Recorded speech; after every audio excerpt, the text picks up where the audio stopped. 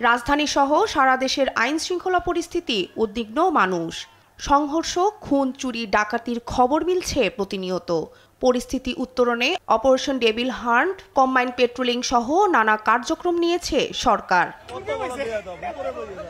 আসন্ন রমজান সামনে রেখে ঢাকা মহানগরীর আইন শৃঙ্খলা পরিস্থিতি স্বাভাবিক রাখতে পরিকল্পনা নিয়ে সংবাদ সম্মেলনে আসেন ঢাকা মহানগর গোয়েন্দা প্রধান।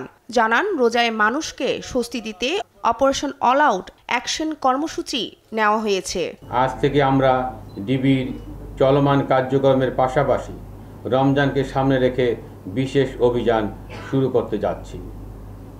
এটা হচ্ছে এক ধরনের বিশেষ গোয়েন্দা অভিযান, যেটাতে ছদ্মবেশে আমাদের সদস্যরা মানুষের মধ্য থেকে অপরাধীদের শনাক্ত করতে পারবে।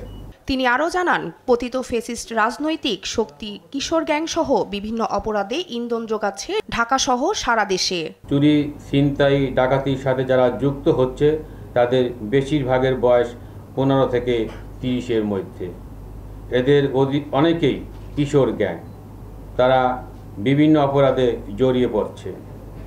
আবার কিছু ফ্যাসিস্ট পতিত রাজনৈতিক শক্তি তাদের ইন্ধন দিয়ে অপরাধ কার্যক্রমে জড়িয়ে দিচ্ছে। ধীরে ধীরে পরিস্থিতি উন্নতি হচ্ছে জানিয়ে পরিচয় না দিয়ে ডিবির নামে কেউ তুলে নিলে দ্রুত আইন শৃঙ্খলা বাহিনীকে জানানোর আহ্বানও জানান মহানগর গোয়েন্দা প্রধান।